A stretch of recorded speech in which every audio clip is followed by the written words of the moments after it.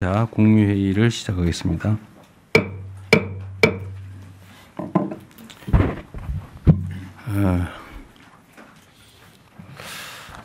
벌써 1년이 됐습니다. 지난 12월 3일에 우리 국민들이 피로서 쟁취해왔던 민주주의 그리고 헌법 질서가 중대한 위기를 맞이했습니다. 그렇지만 우리 국민들의 집단 지성이 빚어낸 빛의 혁명이 내란의 밤 어둠을 몰아내고 대한민국 민주주의가 다시 환하게 빛나는 새벽을 열어 제쳤습니다. 그렇게 위대한 빛의 혁명으로 탄생한 우리 국민 주권 정부는 지난 6개월 동안 국민의 삶의 회복 그리고 국가 정상화에 전력 투구해 왔습니다. 비록 다른 국가들보다 출발은 늦었지만 관세 협상을 슬기롭게 마무리 지었습니다. 핵 추진 잠수함 건조를 확정해서 국가의 전략 역량을 한 단계 끌어올리기도 했습니다.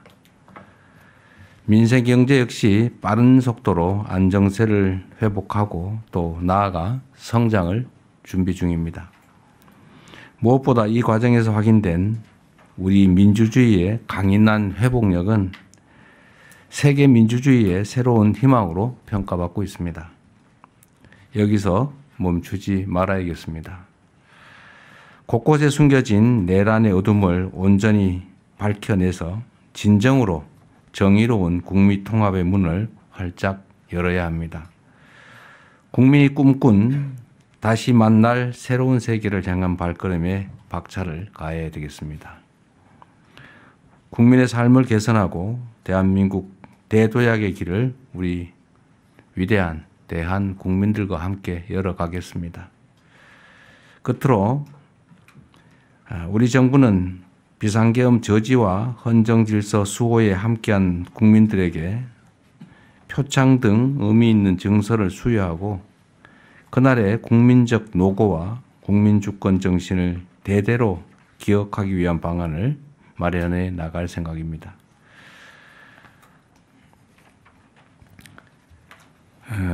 쿠팡 때문에 우리 국민들 걱정이 많습니다. 국내 최대 전자상거래 업체인 쿠팡에서 개인정보 유출 사고가 발생했습니다. 피해 규모가 약 3,400만 건으로 방대하지만 처음 사건이 발생하고 5개월 동안 회사가 유출 자체를 파악하지 못했다는 게 참으로 놀랍습니다. 이 정도인가 싶습니다. 사고 원인을 조속하게 규명하고 엄중하게 책임을 물어야 되겠습니다. 유출 정보를 악용한 2차 피해를 막는데도 가용수단을 총동원해 주시기 바랍니다. 인공지능과 디지털 시대의 핵심 자산인 개인정보 보호를 소홀하게 여기는 이 잘못된 관행 그리고 인식 역시 이번 기회에 완전히 바꿔야 합니다. 관계부처는 해외 사례들을 참고해서 과징금을 강화하고 징벌적 손해배상 제도도 현실화하는 등 실질적인 또 실효적인 대책에 나서 주시기 바랍니다. 초연결 디지털 사회를 맞이해서 민간과 공공을 아우르는 패러다임 시프트 수준의 새로운 디지털 보안 제도 또한 조속하게 마련하고 시행해 주시기 바랍니다. 겨울이 되니까 또 어려운 분들이 많습니다. 그중에 임금체불 문제는 다시 한번 지적을 해야 되겠습니다. 노동자와 그 가족들의 생계를 위협하는 임금체불 문제가 여전히 심각합니다. 올 상반기 기준의 피해액만도 역대 최대인 1조 1천억 원을 넘고 있습니다. 일하고 월급을 또는 보수를 못 받으니 얼마나 참담하겠습니까? 이 같은 문제 해결을 위해서는 기존 방식을 뛰어넘는 정책적 접근이 필요하다고 생각됩니다. 어제부터 임금체불 신고 사건 전수조사가 진행 중인데 철저한 현장 점검과 상습체불에 대한 처벌을 강화하는 방안을 함께 추진해 주시기 바랍니다. 임금체불 제로 사회를 만드는데 노동부뿐만 아니라 부처들의 역량을 적극적으로 모아나가야 되겠습니다. 이상입니다. 이후 회의는 국무총리께서 진행해 주시겠습니다. 네, 이제 현안 토의를 진행하겠습니다. 우선 지역관광 활성화 방안에 대해서 문화체육관광부 차관께서 발제해 주시기 바랍니다. 네, 토론 진행하기 전에 오늘 문체부 장관님은 딴 데 가셨다 그러대? 저 12월 1일부터 5일까지 그 와다 세계 반도핑 기구 총회가 6년 만에 한 번씩 열리는데요. 네. 그 IOC원들도 많이 오시고. 알았습니다. 예. 지역 관광 활성화 방안은 제가 어제 갑자기 생각이 나서 저 그냥 간단하게 준비하라고 했더니 이게 미리 준비해 있었던가 봐요. 아닙니다. 어제 준비했습니다. 어제 준비했어요? 예. 갑자기 놀라움이 생기는데 제가 이거 지역 관광 얘기를 한 거는 뭐 이렇게까지 뭐 준비할 줄 몰랐고 최근에 그 이제 대한민국 관광 문제가 우리 국민들의 관심사이기도 하고 특히 동북아의 새로운 화두가 돼가고 있는 것 같아요. 동북아시아에. 그런데 그 생각을 하다 보니까 갑자기 이거 바가지 씌워가지고 또 말썽나면 어떡하지? 이런 생각도 들고 또 관광 왔는데 막 지저분하고 혹시라도 불친절하고 이래가지고 혹시 이 큰 흐름이 깨지면 어떡하지? 이런 걱정이 돼서 혹시 문화관광부에서 준비하고 있는 게 있나 싶어서 그냥 생각나는 대로 준비하라고 했더니 이렇게 자료를 갑자기 이렇게 만들어 놓으시는 거 보니까 놀랍습니다. 평소에 준비가 잘 돼 있었던 것 같아요. 네. 차관님이 잘하셨는지 장관이 잘하셨는지 둘 다 잘하셨는지 모르겠지만 잘하셨습니다.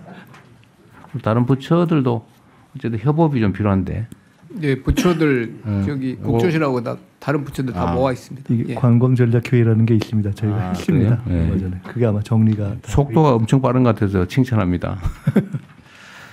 그리고 오늘 이건 이따 보기로 하고 이거 본격적인 토의를 하기 전에 제가 몇 가지 좀 확인 좀 해볼게요. 그 총리님 전에도 제가 물어봤는데 자살대책본부가 총리님이 지금 직하라고 계신가요?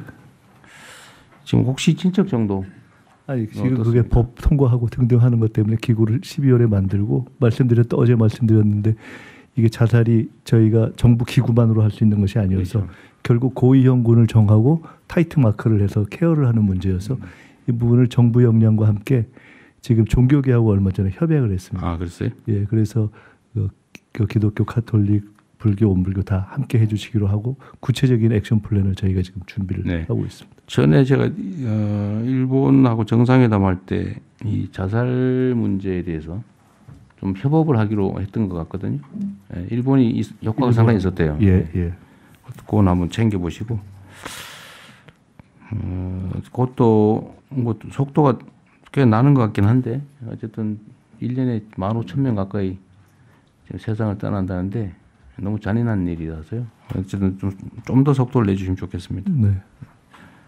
뭐 예산이 좀 들더라도 지방 정부나 관련 기관 단체들의 인력 문제도 꽤 있는 것 같아요.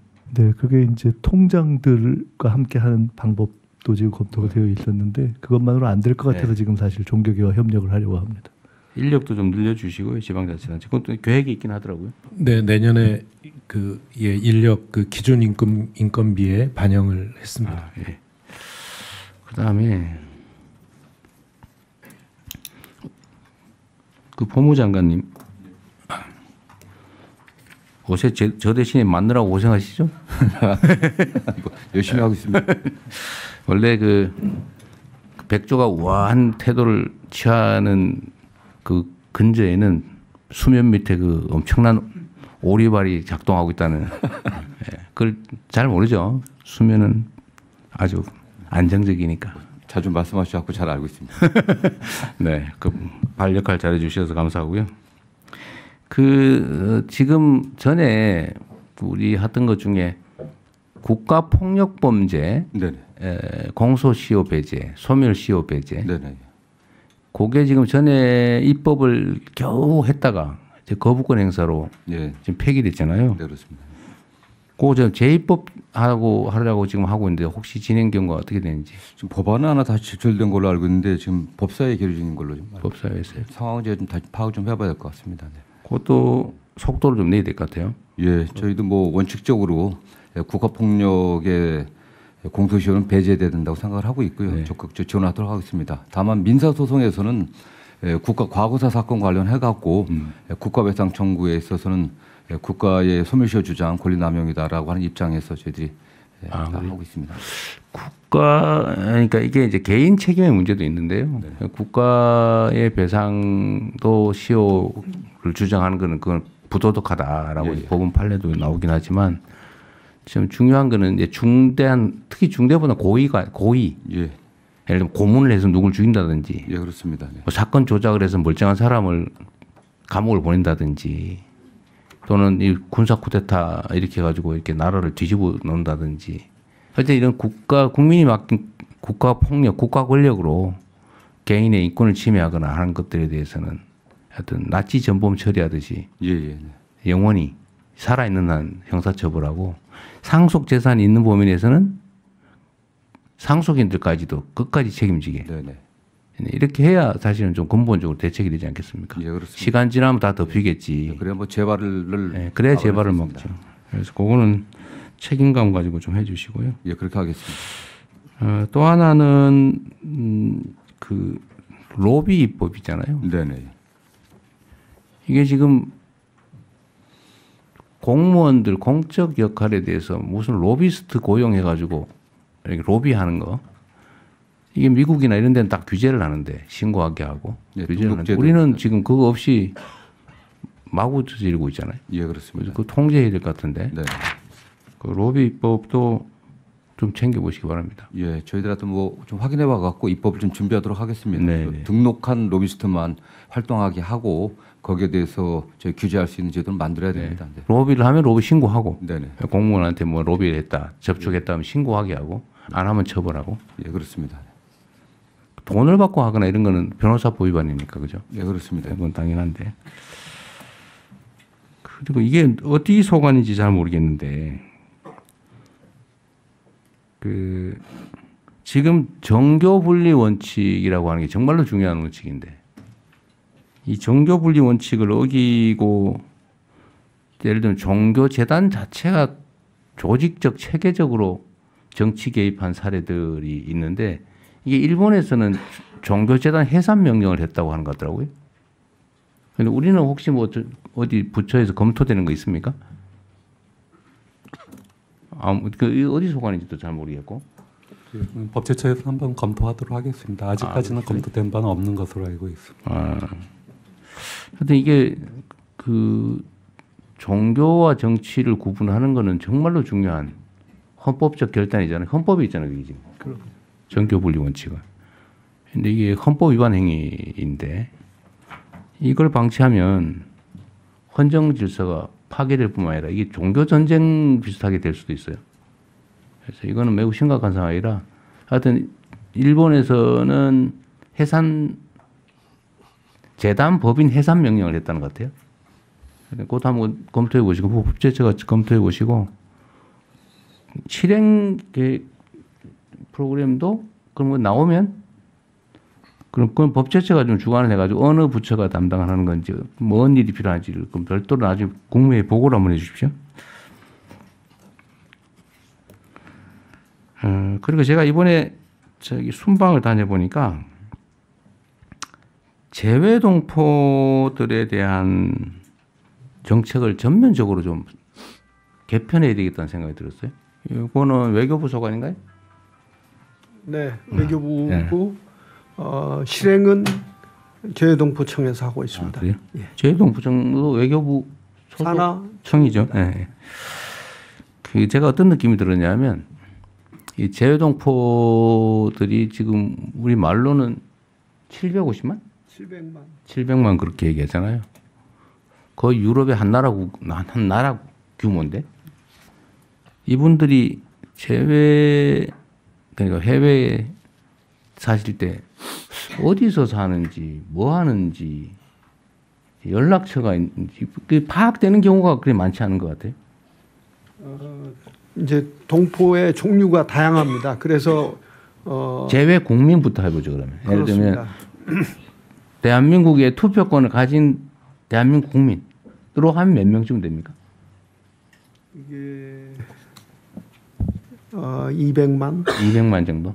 200만도 채 안 될 가능성도 큽니다. 하여튼 그 예를 네. 들면 그 200만이 채 안 되더라도 그 규모가 상당히 큰 거고 이분들은 어쨌든 대한민국의 국민 자격을 가지고 있는 분들이죠. 근데 우리의 국적을 가지다가 이탈한 사람, 아예 뭐 옛날에 해서 그들의 자녀 이까지 제외 국민이라고 하는 거예요. 그렇습니다. 그러니까 그거 빼고 그러면 예. 그 대한민국의 투표권을 가지고 있는 법적인 주권자로 치면 200만이 좀 안 되는 수준일 거다.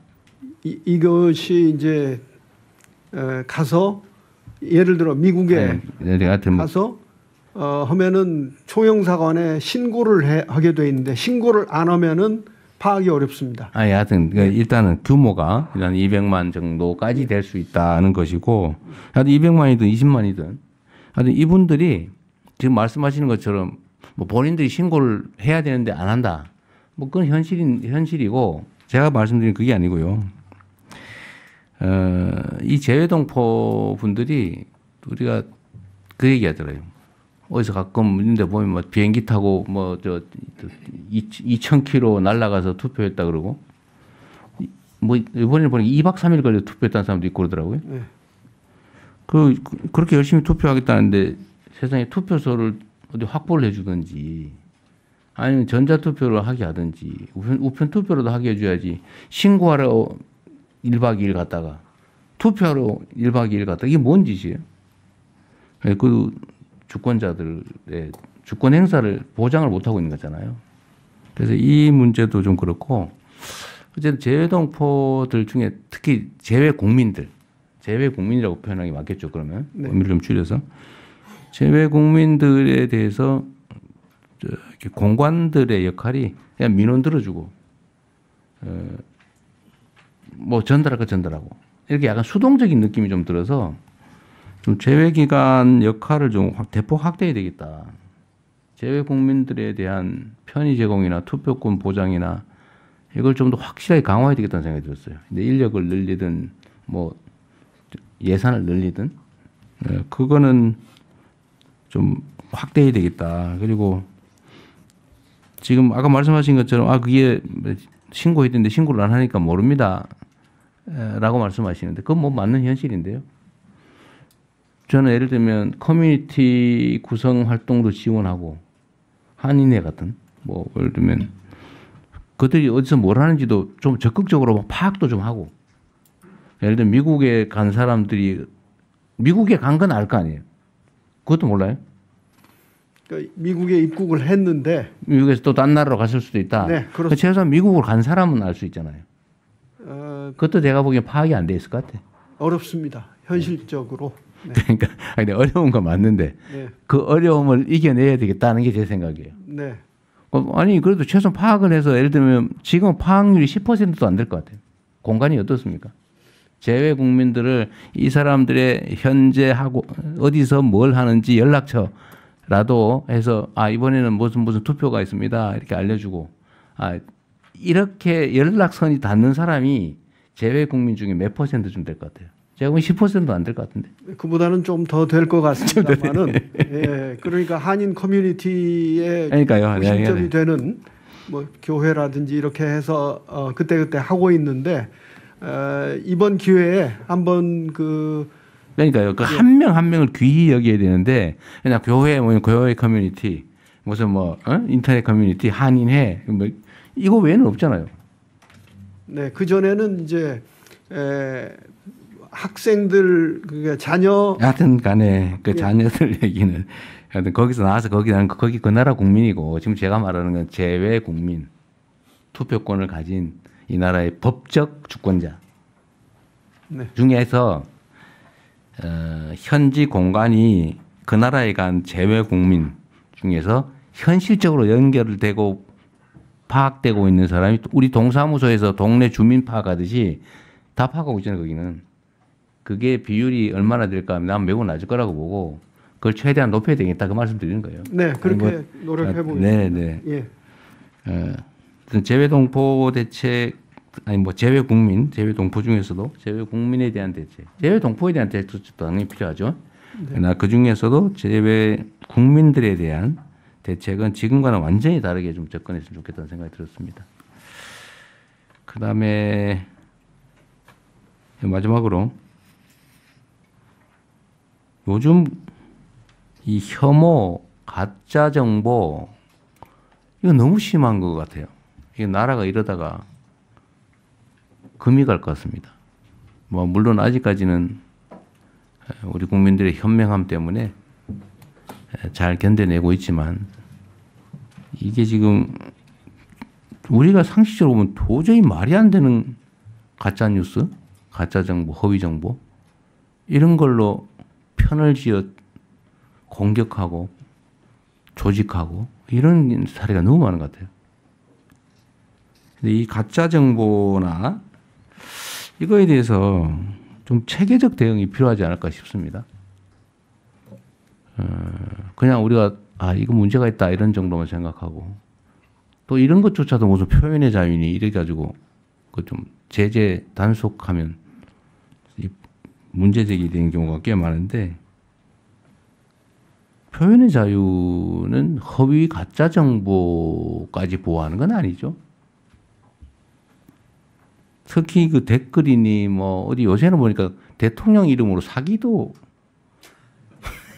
대통령이 그걸 했다고 그래서 나도 모르는 문서들이 막 돌아다닌다 그래요. 대통령 문서가 이건 아주 일부에 불과하고 이 가짜 뉴스, 가짜 댓글 그것도 조직적 체계적으로 하고 있는 거 이걸 우리가 너무 방치하는 거 아닌가 싶습니다. 그러니까 할 수 있는 방법 일단 조사나 아니면 포털에도 보면 이거 하는 사람이 몇이서 하거든요. 예를 들면 국민의 여론이라고 하는 게 이렇게 그 주권자 개개인의 의견들이 모여서 합당하게 전체 여론을 구성해야 되는데 극소수가 다수인 척 가장을 해가지고 이 조작을 하잖아요. 이건 민주 질서를 파괴하는 얘기죠. 그래서 이 문제에 대해서는 좀 이것도 한 부처가 해결할 수 있는 일은 아닌 것 같아요. 제일 중요한 건 행안부 같아요. 네. 경찰이 검찰, 하고요. 저기 법무부, 행안부. 또 그다음에 저기 정보통신부 그다음에 또 어디 있을까요? 언론을 빙자한 가짜 뉴스 뿌리는데 그거는 방통위, 문체부, 방통위. 근데 생각나는 대로 좀 묶어가지고 요 가짜 뉴스 대책은 전 정부 차원에서 한번 정리를 한번 해보시면 어떨까 싶습니다. 예.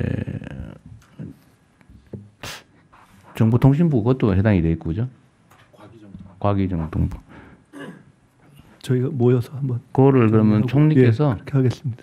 별도 회의를 한번 해주세요. 네, 그렇게 관계된 데 다 뽑아가지고 별도 회의를 하고 어떻게 다뤄갈 건지 한번 정리해서 보고 네. 진행하겠습니다.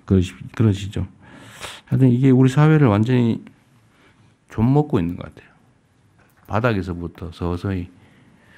오늘 어떻게 그럼 아침에 기사도 하나 봤는데 어떤 분이 논설위원인가 쓰셨는데 지하철 타고 지나가다 보니까 뭐라고 하는데 좀 당황스러웠다고 중국 어쩌고 하면서 무슨 부정선거 이러고 전에는 몰래 썼잖아요. 그 말도 안 되는 소리니까. 요새는 길바닥에서 그게 지나가는 사람 붙잡고 떠든다고 하더라고요. 마치 대세가 된 것처럼. 중국하고 부정선거하고 대한민국 선거 뭔 상관이 있어요? 그럼 뭐든지 그냥 그렇게 갖다 붙여. 근데 이게 제가 웃긴 하지만 한심한 것도 있지만 기가 차서 웃는 거예요. 이게 상당히 세를 만들어가지고 마치 일부 진실처럼 그러던데. 그것도 잘 챙겨주십시오. 그것도 좀 속도를 좀 내주시고요. 오늘 그럼 공개 토론 보고 토론할 사안들은 어떤 건가요? 좀 요약해서 빨리 진행을 해야 되겠는데 오후에 제가 또 저걸 해야 돼서 오늘은 오후까지 안 갈 테니까 절대 걱정하지 마세요. 할 수가 없어요. 이걸 빨리빨리 해야 네, 됩니다. 저 이렇게 하겠습니다. 이 지금 지역 관광 활성화 방안이 요약했어요. 예, 그 사실은 저희가 총리 주제로 해서 관광 전략 요거 다음에 할까요? 그 내용이 다 한번 9월 말에 본 겁니다. 그러니까. 그래서 진행을 하고 있는 것이어서 우리 차관님께서 핵심적인 거 요점 중심으로 조금 말씀해 주시면 될 것 같아요. 이것이 뭐 가장 요약해서. 그리고 저희가 에이펙 이후에 어차피 이걸 2차 회의에서 진행을 하려고 하고 있었습니다. 요약도 실력입니다. 알겠습니다. 예, 문체부 2차관 김대현입니다. 지역관광 활성화 방안 요약 보고 드리겠습니다. 최근 동북아 관광 환경이 빠르게 변화하고 있습니다. 중국 항공사의 일본행 운항이 대규모로 중단되면서 역내 관광 수요가 새로운 목적지를 찾고 있습니다. 중국발 일본행은 약 40%가 취소되었고 중국 현지 OTA 해외 목적지 검색 순위에서 서울이 3위에서 1위로 올라섰습니다. 그리고 한중 정상회담과 경제 에이펙의 성공적인 개최를 통해서 수도권이 아닌 지역이 글로벌 무대에서 주인공이 되는 지역 관광의 새 시대를 맞이할 요건이 조성되었습니다. 올해 방한 관광객은 1,870만 명 내외로 역대 최고치가 전망됩니다. 하지만 방한 관광객 3천만 명 시대를 위해서는 수도권에 80% 이상 집중된 방한 관광 시장을 지방으로 분산해야 합니다. 단기적으로는 3개월간 타깃 국가를 대상으로 한국의 지방을 매력적인 글로벌 여행 목적지로 인식하도록 공격적인 마케팅을 집중 전개하고 중장기적으로는 경쟁력 강화에 역량을 집중하겠습니다. 먼저 포스트 에이펙 관광 레거시 프로젝트를 즉시 가동하겠습니다. 오는 동계 방학부터 2월 춘절까지 이어지는 중국 최대의 여행 특수기에 맞춰서 방한 캠페인을 대대적으로 전개하겠습니다. 문체부, 관광공사, 주중문화원, 지방정부, 민간여행업계가 함께 민관 합동의 방한 캠페인 추진단을 즉시 운영해서 가동하겠습니다. 3개월 동안 중국 현재 여행사 200여 곳 그리고 주요 OTA 플랫폼에 지역 여행 상품을 협업 발굴해서 판매하는 데 총력을 다하겠습니다. 또한 LA객이 수도권을 거치지 않고 지방공항으로 직접 들어오는 유입 구조를 강화하겠습니다. 베이징, 김해 등 신규 노선 취항과 연계하여 교통카드와 관광 할인권을 결합한 인센티브를 확대하겠습니다. 특히 포스트 에이펙 관광권의 핵심 사업으로 관문 도시인 부산과 경주를 에이펙 관광 골든 루트로 구축하여 경주를 교토나 시안에 버금가는 한국의 천년고도 관광 브랜드로 확실히 자리매김하겠습니다. 미용 성형에 대한 선호도가 높은 중국 관광객 유치를 위해서 중국 중소도시 현지 설명회를 개최하는 등 방한 의료 관광에도 신경을 쓰겠습니다. 관광 마케팅 역시 최신 트렌드에 맞춰서 관광의 미슐랭 가이드처럼 국내의 여행객을 대상으로 대한민국 구석구석 관광지를 소개하는 핫스팟 가이드를 제작해서 SNS를 통해서 홍보하겠습니다. 세계적으로 영향력 있는 글로벌 메가 인플루언서와 협업해서 그들이 직접 체험한 지역관광의 생생한 매력을 전 세계에 알리겠습니다. 특히 내년에는 한국관광 해외 광고 예산을 85% 이상을 지방 소재 관광지에 집중해서 집행하도록 하겠습니다. 다음으로 한국을 찾는 관광객들이 더 오래 머무르고 더 많이 소비하도록 콘텐츠, 미식, 뷰티 등 K컬처의 힘을 적극 활용하겠습니다. 우선 K-팝 아레나 등 한류 체험 거점을 확충하고 전국에서 개최되는 K컬처 메가 이벤트를 관광과 연계하겠습니다. 한류 열풍으로 한국인의 일상도 체험 콘텐츠가 되는 시대입니다. K-데일리케이션을 확대하고 미식에 대한 높은 수요를 적극 반영해서 맛의 여정을 관광 상품화하는 K-푸드로드, K-로컬 미식 여행 33선 등 다양한 사업을 추진하겠습니다. 그리고 특히 100만 명 시대를 맞이한 의료 관광 시장을 지역으로 확장하기 위해서 지역의 웰리스, 뷰티 관광 상품과 연계하여 글로벌 OTA와의 협업을 강화하겠습니다. 아울러 국내 여행 수요를 해외에서 국내로 돌릴 수 있는 정책 역시 놓치지 않겠습니다. 가족을 위한 반값 여행, 근로자를 위한 반값 휴가 등 실질적 비용 지원을 통해서 국민의 지역 여행을 촉진하고 지역 여행 활성화를 위한 국민 캠페인인 대한민국은 지금 여행 중 프로젝트를 여행 비수기인 1, 4분기에 조기 추진하겠습니다. 인구 감소 지역에서는 관광 주민 제도를 본격 시행하여 관광형 생활 인구를 확대하도록 하겠습니다. 각 부처의 적극적인 협조가 필요합니다. 문체부는 관광이 지역 소멸을 방지하는 핵심 수단이 되도록 최선을 다하겠습니다. 이상 보고를 마치겠습니다. 네, 아주 준비를 잘하셨네요. 전에 한번 그 얘기한 일인데 그 일본이 지역 관광이 활성화된 게 아베 총리가 어쨌든 책임을 지고 관광 진흥 사업을 했다고요. 근데 우리도 그 준비를 하고 그때까지는 한국이 관광이 많았다가 그때부터 일본이 추월했습니다. 네. 그럼 우리도 어쨌든 체계적으로 준비를 좀 해야 되고요. 하여튼 준비 잘하고 있어서 괜찮고 제가 말씀드렸던 것처럼 이게 이 내용도 아주 좋은데 이건 잘 준비하고 이 중에 혹시 빠지지 않게 아까 얘기한 대로 땡땡 시장 갔더니 바가지 씌우더라. 외국인이라고 뭐 어떻게 하더라. 이런 거 한번 이게 소위 인플루언서들한테 한 번만 튀면 확 망가지잖아요. 네. 네. 그다음에 법무부도 그 외국 관광객 들어올 때 그 비자 문제 때문에 이번에도 제가 순방하면서 몇 군데서 그 얘기를 들었는데 그 투르키에 예, 투르키의 KF 뭔 사증이라더라. 하여튼 미리 이렇게 인터넷 신청해가지고 예, 왔는데 공항에 왔더니 되돌려 보냈다고. 그래서 저희가 그게 그런 얘기가 있대요. 굉장히 많이 좀 줄었습니다. 그게 불어가율이 굉장히 떨어졌거든요. 네. 그건 외교부에 제가 얘기를 했는데 그 저한테 에르도안 대통령이 한 얘기인데 네네. 이게 불법 체류 때문에 그런 거잖아요. 네네. 와서 이상한 거 하거나. 근데 목적지를 최초에 기입한 거하고 공항에서 얘기하는 게 다르면 되돌려 보낸다던데. 네네. 터키 같은 경우는 적이 없다고. 불법 체류가 거의 없다고 해요. 그 소득 수준이 높아가지고. 근데 그런 나라들은 웬만하면 그냥 통과시키는 걸로. 예, 굉장히 좀 완화시켜놨습니다. 네. 어디는 보니까 아예 태국인가도 태국이 가장 많습니다. 불체자. 불체자가 많아서 공항에서 돌려보내는 경우가 있는데 그것 때문에 그 동네에는 또 억울한 사례가 발생하니까 또 엄청나게 시끄럽더라고요. 네, 각별히 유의하겠습니다. 그런 거 좀 신경 써주시고. 예.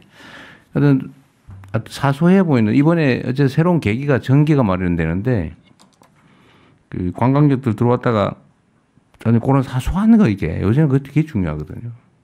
그런 거 생기지 않도록 각 부처에서 좀 특히 지방자치단체들 청소 좀 잘하라고 그러시고 깨끗하게 잘 유지하긴 하는데 특히 시장 같은 데에 그 불친절 사례, 바가지 이런 거는 각별히 잘 챙기도록 하십시오. 하여튼 이거는 체계적으로 관광산업 진흥은 국가 역량을 좀 동원해서 좀 주력하도록 하겠습니다. 네. 진행하겠습니다. 네, 지역 관광 활성화 부분은 그렇게 토의하고 계속 챙겨가겠습니다. 이 부분은 저 법무부처적으로 챙겨가겠습니다. 죄송합니다. 하나만 더 얘기할게요. 저 행안부하고 법제처가 그때 좀 준비하라고 했는데 이거 현수막, 정당 현수막, 그 너저분하고 그런 거, 그거 어떻게 하기로 했어요? 네, 정당 팀을 현수막 만들어서 좀 지침 가이드라인을 만들어서 다 시행을 했고요. 네. 그다음에 행안위에서 지난주에 그 5개 관공물법 개정안이 통과가 됐습니다. 곧 본회의 처리가 될 거로 예상. 네, 이건 너무 지나친 정치적 주장이나 정책 홍보 괜찮은데 이것도 혐오 조장 수단으로 혐오와 분열을 조장하는 수단으로 악용되니까 그 철저하게 단속하도록 하십시오. 네, 다만 5개 관공물법이 통과되면 이제 그 지정 게시대 외에는 단속이 가능한데요. 지금 정당법상으로 허용되어 있는 부분에 대해서 내용 단속에 어려움이 있습니다. 그래서 정당법 개정도 적극 추진해야 될 것으로 보입니다. 하여튼 그것도 뭐 일본 논란이 있긴 하던데 이 도를 벗어나는 걸 허용하는 거는 제대로 된 입법이 아니니까요. 네네. 네, 입법 조치도 좀 신속하게 해주십시오. 네. 네. 네, 부처 보고를 진행하겠습니다. 그 총 4건이 있는데 첫 번째 대통령님 G20 정상회의 참석과 중동 방문 주요 성과 외교부 장관께서 압축적으로 보고해 주시기 바랍니다. 네, 대통령님의 G20 정상회의 참석 및 UAE 등 방문 주요 성과와 후속 조치 계획을 보고드리겠습니다. 이번 G20 정상회의에서 대통령님께서는 우리 정책 비전을 포용 지속 성장의 해법으로 제시하는 한편 2028년 우리나라의 G20 의장국 수임을 확정지으며 글로벌 경제 외교 선도국으로 국격을 제고하셨습니다. G20 계기에 믹타 정상회동과 프랑스, 독일 등 6개국과의 양자회담 및 회동도 있었습니다. 특히 일본, 중국 간 갈등이 고조되는 국면에서 일본의 다카이치 총리 또 중국의 리창 총리와 각각 별도의 약식회담을 통해 우리 정부의 진정성 있는 협력 의지를 표명하시어 우리 외교의 전략적 공간을 넓힌 점은 의미가 크다고 하겠습니다. 앞으로 성공적인 2028년 G20 의장국 수임을 위한 기반 조성에 착수하는 한편 주요 국가의 양자 계기에 논의된 협력 방안도 신속히 추진해 나가겠습니다. 다음 UAE입니다. 양국은 공동선언을 통해 서로가 100년의 동행을 위한 최적의 파트너임을 확인했습니다. AI, 국방, 방산, 에너지 등 전략적 중요성이 큰 분야에서 구체 협력 프로젝트를 추진키로 합의했고 총 13건의 MOU를 체결하여 원전, 우주, 지식재산 등 미래 분야로 협력의 지평을 확대했습니다. 다음으로 이집트입니다. 양국은 포괄적 협력 동반자 관계를 강화하기로 했고 세파 체결 준비를 본격화하고 교육, 문화 협력 등 MOU를 체결하고 또 중동, 한반도 평화 관련 메시지 발신에 성과가 있었습니다. 특히 카이로 대학에서 대통령님께서 대중동 구상인 샤인 이니셔티브를 발표하셨습니다. 다음으로 튀르키예입니다. 이번 국빈 방문 계기에 양국은 전략적 동반자 관계에 관한 공동성명을 채택하고 원자력, 바이오, 인프라 등 미래지향적 분야로 협력 기반을 확대하기로 했습니다. 내년 1월에는 제가 튀르키예를 방문하고 2월에 경제공동회의를 개최함으로써 정상회담 성과를 구체적으로 이행해 나갈 계획입니다. 이번 순방에서 UAE 경우 사전에 방문국으로 정하고 준비를 했으나 이집트와 튀르키예는 경유국 차원에서 방문을 추진하다 보니 준비가 좀 다소 부족한 부분이 있었습니다. 차후 순방 준비를 할 때에는 대상국을 미리 정하고 성과 사업 발굴을 위해 관계 부처에 모두 협업하는 그리고 또 경제단체의 의견도 들어서 보다 내실 있는 순방이 이루어질 수 있도록 하겠습니다. 이상입니다. 네, 다급하게 준비한 것 치고는 무지하게 잘하셨어요. 네. 감사합니다. 네, 정말입니다. 네. 여기 뭐 추가로 보태는 말씀 없으시면은 네. 법제처장입니다. 한 가지만 말씀드리겠습니다. 그 이집트에서 올해 그 우리나라 그 국가법령정보센터와 같은 법령정보 시스템을 구축해달라는 원조 사업 요청이 있었습니다. 참고로 저희가 현재 인도네시아의 그 사업을 추진하고 있는데 한 108억 정도입니다. 국가별로 좀 다를 수는 있는데 이 부분 예산이 저희가 확보가 되면은 추진할 수 있을 것 같습니다. 내년쯤에 빨리 해주십시오. 네, 어차피 ODA 예산이 있으니까요. 네, 그렇게 하겠습니다. 네, 그러면 다른 의견이 없으신 걸로 보고 원한 대로 접수해도 되겠죠? 네. 원한 대로 접수하겠습니다. 다음은 한미 팩트시트 발표 후속 조치 계획입니다. 역시 외교부 장관님, 기재부 장관님, 산업통상부 장관님 순서로 압축적으로 부탁드립니다. 네, 한미 팩트시트의 외교안보 분야 후속 조치 계획을 보고드리겠습니다. 변화하는 국제정세와 안보 환경 속에서 한미 간의 협력의 지평을 확대하고 협력의 깊이를 심화하기 위한 후속 조치 계획입니다.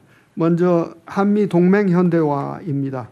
핵 추진 잠수함 운용을 위한 범정부적 협조 체계를 구축하고 미국과 속도감 있는 후속 협의를 개시하겠습니다. 이 과정에서 비확산 모범국으로서 NPT 체제를 존중하고 IAEA와 긴밀한 협력을 이어가겠습니다. 한반도 안보 주도를 위해 우리의 국방 역량 강화를 위한 협력을 적극 추진해 나가겠습니다. 한미 간 첨단 무기 방산 협력을 심화하고 임기 내 전작권 전환을 목표로 미측과 체계적 소통을 하겠습니다. 동시에 한미 간 확고한 확장 억제 협력도 굳건히 유지하겠습니다.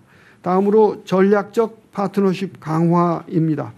세계 5위 원전 국가의 위상에 걸맞는 농축, 제철이 역량 확보를 위해 한미 간 실무 논의를 추진하겠습니다. 한미 조선 실무협의체 출범을 통해 조선 분야의 윈윈 협력도 가속화하겠습니다. 비자와 과학기술 협력은 팩트쉽기에 담긴 내용은 아닙니다만은 우리 기업들이 미국에서 안심하고 활동할 수 있도록 계속 챙겨나가겠습니다.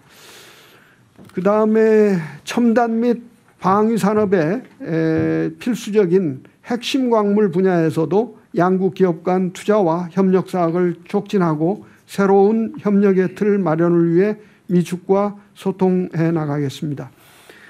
끝으로 한반도 및 지역 협력입니다. 싱가포르 합의를 토대로 한미 간 대북 정책을 조율하고 북미 대화 성사와 남북관계 개선을 위해 노력하겠습니다.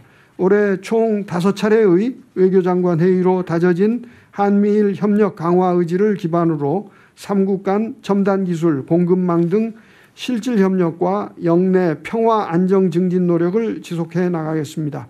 마지막으로 정상회담 후속 조치 이행을 충실히 점검할 수 있도록 한미 간 각급에서의 교류를 촘촘히 이어가겠습니다.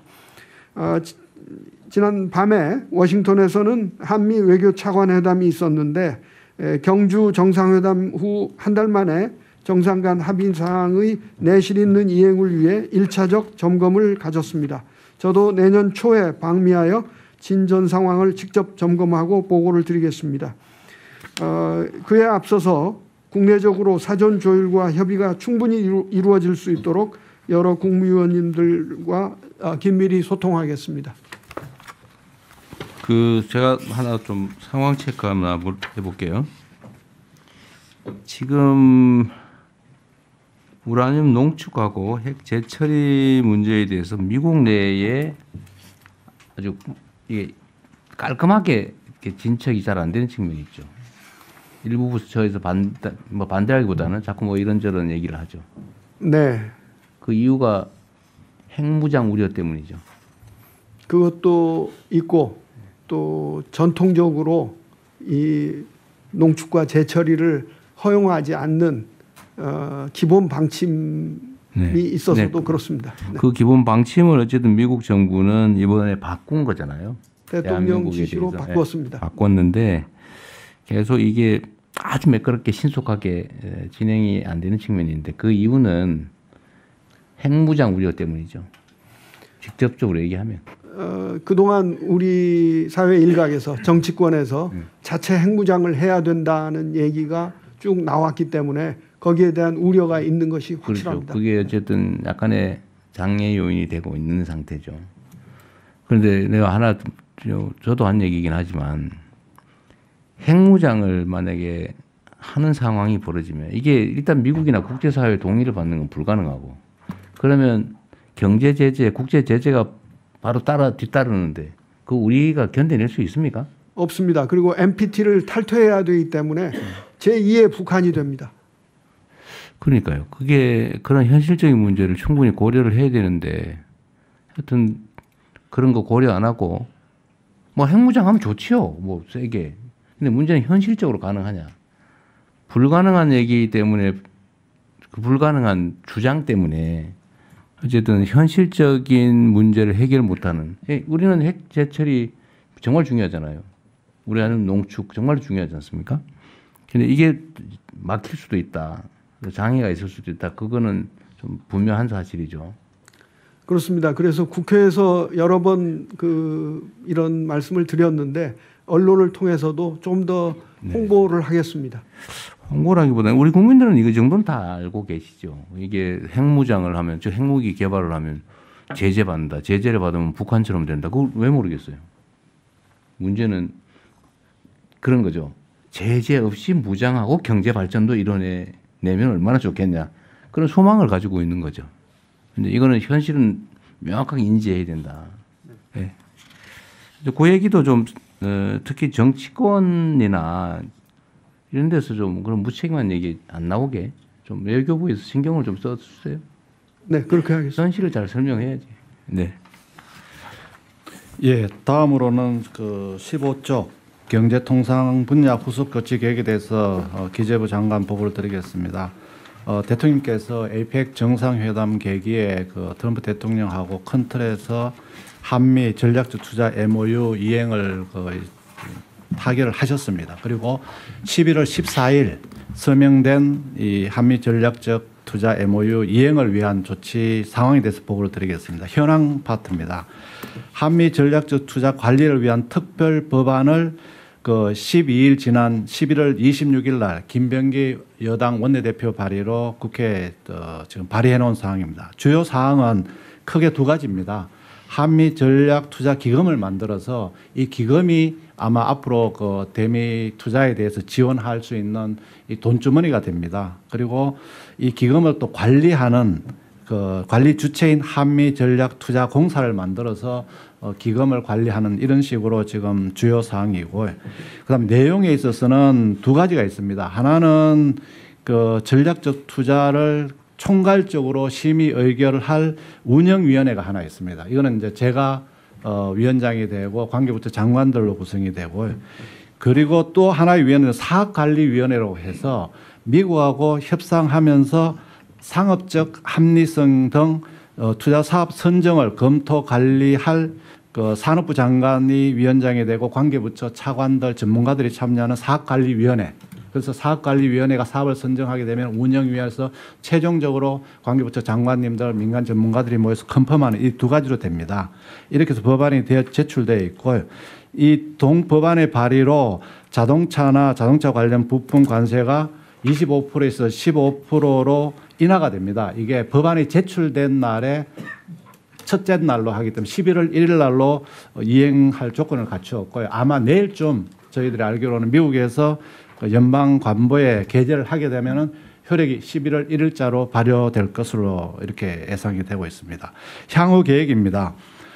동법안과 관련하여 이제 국회에서도 또 개별 의원들의 후속 발의가 예상이 됩니다. 그래서 특별 법안이 국익에 부합하게 제정되도록 국회와 협력하도록 하겠습니다. 이와 함께 대미 투자 프로젝트 발굴을 위한 기업 설명회도 12월 중에 한 2차례 정도로 예정을 하고 있습니다.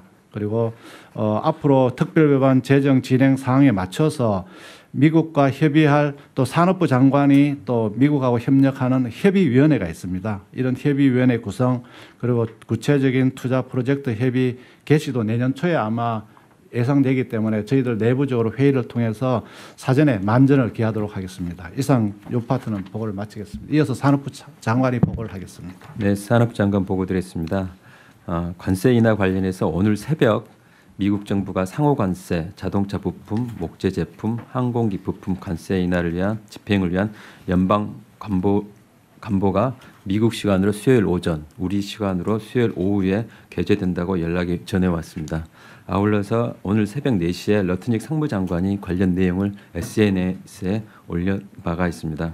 산업부는 제네릭 의약품, 일부 천연자원 등에 대해서도 상호관세 면제를 확보하기 위해 연내 한미 FTA 공동위원회를 개최하여 비관세 분야 합의를 위해 미측과 협의할 계획입니다. 세 번째입니다. 비관세 및 경제안보 후속 관련 후속 조치입니다. 양국은 연내 한미 FTA 공동위원회에서 기존 조인트 팩스 정상회의에서 합의한 자동차, 농산물, 디지털, 경쟁, 지식재산권, 노동, 환경, 무역 관행 등 비관세 및 경제안보 분야 이행 계획을 확정하기로 합의하였습니다. 현재 한미 FTA 공동위원회에서 논의할 의제를 미국과 조율 중이며 국내적으로는 관계부처와 긴밀히 협의하여 관련 분야 이행 계획을 마련하고 있습니다. 다음 주 중 통상추진위원회 및 대외경제 장관회의 등 관계부처 협의체에서 이행 계획을 확정한 후 한미 FTA 공동회의를 개최하고자 합니다. 이상으로 보고를 마치겠습니다. 감사합니다. 네, 다 수고하셨고요. 특히 산업부 장관께서 애 많이 쓰셨어요. 이쪽에 있어요? 이쪽에 있습니다. 네. 하여튼 기재부는 어떤 신경 써야 될 부분이 이 사업에 대한 투자가 혹시라도 투자 원리금을 환수하기 어렵거나 이익이 제대로 나지 않는 그런 데 투자되지 않게 막는 거죠. 제가 하여튼 저도 필생의 노력을 기울여서 만드는 안전장치가 상업적 합리성이에요. 그 반드시 지켜야 됩니다. 예. 반드시 지키도록 하겠습니다. 그걸 어떻게 제도적으로 확보할지도 계속 고민해 주시고요. 네.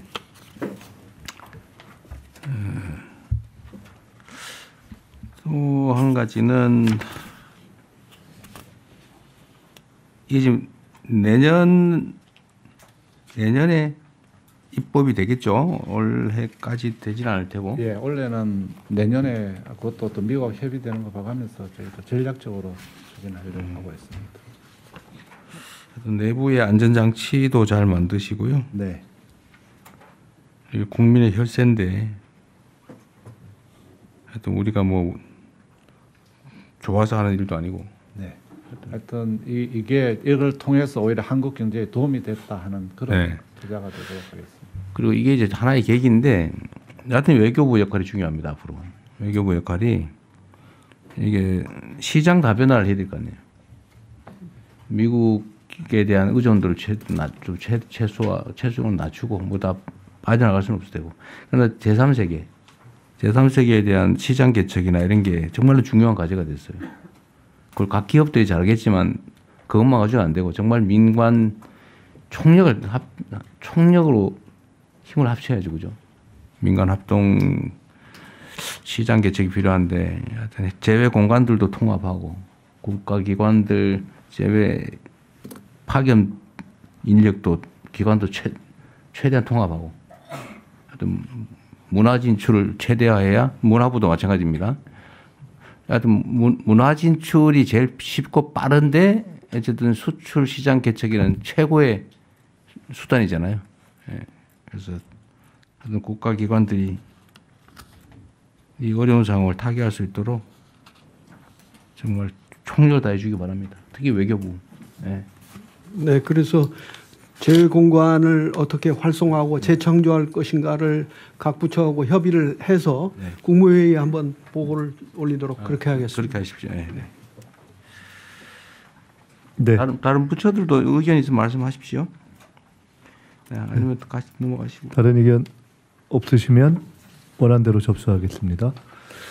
다음은 국민주권정부의 정부혁신 추진 전략입니다. 행안부 장관님 보고해 주십시오. 네, 행안부 장관입니다. 정부혁신 추진 전략을 보고드리겠습니다. 비체혁명으로 집권한 국민주권정부에 대해 우리 국민의 요구와 기대가 커지고 있습니다. 성숙한 시민의식을 바탕으로 국민의 정책 참여 요구가 확대되고 있으며 AI 발전에 따른 맞춤형 서비스와 행정 효율화에 대한 기대도 커지고 있습니다. 과거 정부가 공공서비스의 디지털화에 주요 초점을 맞추었다면 우리 정부는 여기에서 한 단계 더 나아가서 정부 혁신을 통해 국민이 주도하고 AI가 뒷받침하는 국민 주권 정부의 이 구축이라는 비전 아래 국민이 국정의 주체가 되고 AI가 이를 빈틈없이 지원하여 국민의 삶을 근본적으로 변화시키는 유능한 정부를 구현하고자 합니다. 이를 위해서 4가지의 추진 전략을 마련했습니다. 첫째는 국민주도 참여 소통 거버넌스 구현입니다. 범정부 국민참여 통합 플랫폼을 구축하고 시민참여 기본법 제정을 통해 국민의 정책 참여를 제도화하여 국민이 정책의 대상이 아니라 공동 설계자가 되도록 추진해 나가겠습니다. 둘째는 포용과 균형의 기본사회 구현입니다. 통합돌봄, 농어촌 기본소득 시범사업, 통신기본권 등 맞춤형 기본서비스 확대를 통해 기본사회 구현을 착실히 준비하겠습니다. 아울러 마을공동체 활성화와 사회연대경제 기반 구축을 통해 지역 공동체를 회복하겠습니다. 셋째로는 성과로 신뢰받는 일 잘하는 정부를 구현하겠습니다. 신청 없이도 정부가 알아서 챙겨주는 선제적 알림 서비스를 제공하고 구비서류 없는 간편한 신청과 원스톱 서비스를 확대하겠습니다. 동시에 신상필벌의 공직문화를 정착시켜 성과로 평가받고 책임지는 공직사회를 만들겠습니다. 넷째는 공공부문 인공지능 대전환입니다. 공공부문 AI 활용을 위한 데이터 인프라를 체계적으로 구축하고 공직자의 AI 리터러시를 강화해 나가겠습니다. 추진 체계로는 관계 부처와 지방정부가 함께하는 정부혁신 추진협의회를 통해 과제를 지속 보완 점검하겠습니다. 각 부처에서는 이 35개 중앙행정기관에 118개의 세부 과제를 설정했습니다. 소관 과제를 차질 없이 이행해 주시고 국민이 체감할 수 있는 성과를 적극 발굴, 홍보해 주시기 바랍니다. 이상 보고를 마치겠습니다. 네. 이게 자 정부 혁신을 뭐 여러 가지 수단들이 있는데 하여튼 가장 근본은 공무원들의 기본적인 마인드죠. 공무원들의 자세. 모든 일은 공무원들이 하지 않습니까? 대통령부터 어쨌든 주민자치센터의 신입 구 공무원부터까지. 네네. 하여튼 공직자가 모든 국가 일은 다 하는 거죠. 근데 권한들이 나눠져 있긴 하지만. 그래서 공무원들이 정말 충심을 가지고 최선을 다하는 사회하고 그냥 정말 부패하고 무능하고 무관심하고 이런 조직하고 그건 국가 운명이 갈리거든요. 뭐 너무 잘 아시겠지만 그래서 행안부가 어쨌든 공직사회 통제 권한을 기본적으로 갖고 있지 않습니까? 네네. 그래서 행안부하고 인사혁신처 네, 여기도 네, 중앙공무원은 인사혁신처가 네, 여기가 각별히 좀 유념해가지고 이제 공직자들이 정말 국가와 국민만 바라보고 최선을 다하는 성실한 조직으로 거듭나게 할 수 있는 일들을 찾아보시고요.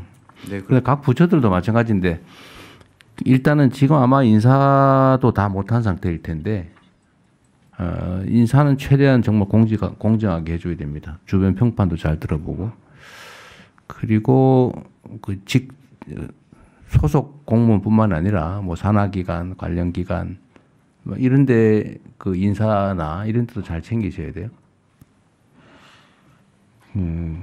어쨌든 공무원들 자세 나라 운명이 달렸다 생각해 주시고요. 그 지금 총리님 그 지금 내란 사태 관련해서 지금 신고도 받고 조사도 할 거 아닙니까? 네. 자꾸 이런저런 얘기가 있는데 저는 이 내란 사태는 최소한 국가 권력을 이용해서 국가 체제를 전복하려고 했던 거기 때문에 이게 적당히 덮어놓는 게 통합은 아니라고 생각이 돼요. 그렇습니다. 네. 대신에 그렇다고 해서 뭐 그걸 극렬하게 뭐 과혹하게 하자는 건 또 아니잖아요. 다만 진상을 정확하게 규명하고 스스로 자인하거나 신고하거나 이런 데 너무 가혹하게 할 필요 없잖아요. 이게 또 한 측면으로 보면 뭐 자기가 좋아서 자발적으로 뭘 했다기보다는 그냥 시스템에 따라서 부하 수행한 경우도 꽤 많을 텐데 근데 이걸 눈 감고 넘어갈 수는 없고 그런데 이게 적극적으로 정말 가담한 경우라면 문책을 엄히해야 되겠지만 그냥 부하 수행한 정도인데 본인이 인정하고 반성하고 그러면 그건 또 같이 가야 되겠죠. 예. 그 점은 좀 잘 해주시는데 지금 신고 받으면 면책이나 감면을 해주거나 이런 건 시행을 계획은 있습니까? 실제로는 지금 신고를 무슨 어떤 이러이러한 그 점은 미리 좀 해야 될 것 같은데. 예, 했다라고 신고하는 경우는 사실 그렇게 많지는 않습니다. 생각보다. 그래도 뭐 혜택이 있든지 해야지 하지. 그 똑같이 하면 말로 걸릴 때까지 숨겨야죠. 그건 방침을 좀 정하면 좋겠는데요. 자발적으로 신고하는 경우는 책임을 감면하는 거를 방침을 좀 정하십시오. 문책을 하더라도. 뭐 자발적으로 신고라는 거는 이제 스스로 여러 문제가 있었다라고 얘기하는 경우, 예, 그거는 이미 반영하기로 했고요. 그걸 공지도 했을걸요. 예, 오리엔테이션을 통해서 공지했어요. 예, 부처 오리엔테이션 통해 가지고 그랬어요? 공지를 다 했어요. 우리가 하면 형사처벌, 징계, 인사불이익 그냥 넘어가는 거. 이 단계가 있을 건데. 그래서 이것은 오리엔테이션에도 얘기했고 저도 몇 번 이제 공개적으로도 말씀드렸는데 원칙은 지키되 절제를 한다. 그리고 이건 철저하게 인사에 반영하는 것만이다. 그리고 이 과정에서 무슨 공개적으로 뭐 사람의 이름을 얘기한다든가 해서 인권적 부담을 주지는 않는다. 그리고 철저하게 내란과 직접 관련된 부분만 한다. 무슨 뭐 정책의 생각이 다르다거나 이런 걸 건드리는 건 아니니까요. 그리고 이 과정에 있어서 법률가들을 같이 참여시켜서 그 법률적 조사도 하고 혹시 인권적 시비 소지가 있는 것도 없애게 그렇게 다. 근데 책임을 묻지 않겠다고 했다고요? 인사만 한다? 아니 책임을 묻지 않겠다는 건 그에 관련한 사법과 관련된 부분은 사법에 요 행정부의 이 헌법 존중 TF는 요 일 자체는 인사에 반영하는 것을 주로 한다는 뜻입니다. 그래도 아니 뭐 발견이 됐으면 아니 그 당연히 거기에 사법적으로 문제가 있는 부분 그건 사법으로 넘기는. 안 응인다. 예. 근데 그거보다는 제 생각에 제가 어제 그 어디 뉴스를 하나 보고 내가 이건 심각하다 싶어서 내가 트위터에 하나 올렸었는데요. 하여튼 우리가 아는 바로는 북한을 자극해서 전쟁을 유도하려고 한 게 무인기 북파한 건데 지금 어제 어디 어떤 보도로는 이 풍선을 그 전에 다시 초대규모 먼저, 풍선을 예. 보냈다는 거 아니에요? 그 건물 뭐 2, 3층 크기만한 걸 보냈다나? 근데 그 부대가 그 무슨 부대지 그게? 심리전단. 예. 심리전단에서 보냈다는 거 아니에요? 그거 모르셨죠? 대북 심리전단에서 전단에서 이 대형 풍선을 그 정도까지는 몰랐습니다. 어제 보도가 난 예, 거예요. 그래서 제가 지금 그 조사본부로 하여금 그걸 좀 수사케 했습니다. 그러니까 네. 그런 경우는 스스로 인정 그것도 이제 퇴역한 병사가 아마 얘기한 것 같은데 네, 그 부대 내에서는 숨기고 있었던 거 아니에요? 그렇습니다. 그래서 상당히 군사적인 기밀이 많은 사항이라서 그러니까 국회에서 내란 특위에도 밝히질 못했었고 그래서 그래서 그런 예를 들면 이제 그런 거예요. 그것도 심각하잖아요. 북한에 초대형 풍선을 지금 계속 보냈다는 거 아니에요? 그 지금 도발하려고 전쟁을 유도하려고. 전쟁 유도하려고. 예. 그래서 그런 사례들이 우리가 모르는 데서 여러 가지 있을 수 있거든요. 그 지금까지 못 찾아냈던 거잖아요. 그렇습니다. 예. 그런 경우들에 당연히 지금 발각되면 형사처벌 해야지.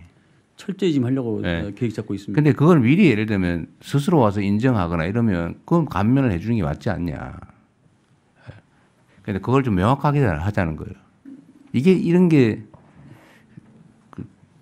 그걸 안 하면 잘 찾아내기도 어렵고 나중에 발견되고 그러면 또 그때 또 하고 빨리 정리를 하고 넘어가야 되는데. 네, 그런 기준을 세워서 하도록 하겠습니다. 네. 그래서 총리께서도 좀 그 점을 신고하고 자수하고 이러면 웬만한 거 그냥 덮고 가게. 그 부분을 인사에 반영하는 부분과 관련된 부분만 이야기한 건데 발견돼서 그거를 형사 쪽으로 넘기는 부분을 형사처벌로 경감하는 문제는 법무부하고 의논을 좀 해서 원칙을 정해서 공제하겠습니다. 네. 그래서 그것도 하여튼 가혹하게 처벌하는 게 능사는 아니고 정말 이제 시켜서 한 거 어떡하겠어요. 그런데 그것도 숨기고 있는 건 책임은 물어야지. 은폐하고 있는 거. 내란을 부하 수행을 했는데 그 모른 척하고 있으면 그 처벌하고 단죄해야지. 근데 인정하고 시켜서 또는 뭐 이렇게 했다고 하면 그 굳이 그걸 처벌하고 그럴 필요 없잖아요. 그렇습니다. 그 점 분명하게 좀 하자 그 말이에요. 알았습니다. 예. 그리고 약간 벗어나는 거긴 한데 이번에 농어촌 기본소득 예산이 국회에서 증액된 것 같더라고요. 증액 합의된 거죠? 그 숫자 지역 몇 개수를 군데 늘리게 됐습니다. 몇 군데 늘렸어요? 세 군데 늘려서 그러면 10군데 되는 거예요. 알겠습니다. 그 요청이 많다면서요, 지방에. 네. 그래서 일단 이제 대통령 시행을 해보고요. 또 두 번째는 문제가 보니까 광역에서 자꾸 기초로 부담을 떠는 게 광역에 우리가 정한 게 433이죠? 예. 광역이 부담 안 하는 데는 해주지 말아요. 예, 그래서 제가 광역이 30% 안 하면 안 해주겠다 이렇게 어나운서를 확실하게 했습니다. 그 광역이 재정 상황이 기초보다 나은데. 네, 그런데 뭐 18% 하고 뭐 해가 40. 뭐 그래가지고 10억 아끼고 그런데. 네, 그래서 제가 그거 30 안 하면 안 하겠다 이렇게. 하기 싫어서 그런 거죠. 그보다는 광역이 자꾸 기초로 떠는 겁니다. 그러니까 하기 싫어서 그런 거죠. 하고 싶으면 안 그러겠죠. 예. 네. 네, 다른 의견 없으시면 이 정부 혁신 추진 전략 원안대로 접수하겠습니다. 예, 이후 순서는 비공개로 진행하오니 언론인 여러분께서는 협조해 주시기 바랍니다.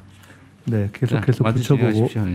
마지막 보고입니다. 대통령 지시사항 추진 점검 국무조정실장께서 보고해 주십시오. 예, 국조실장입니다. 대통령 지시사항에 대한 추진 상황을 보고 드리겠습니다. 정부 출범 후 대통령 지시사항은 총 403건이며 현재까지 147개 추진 과제를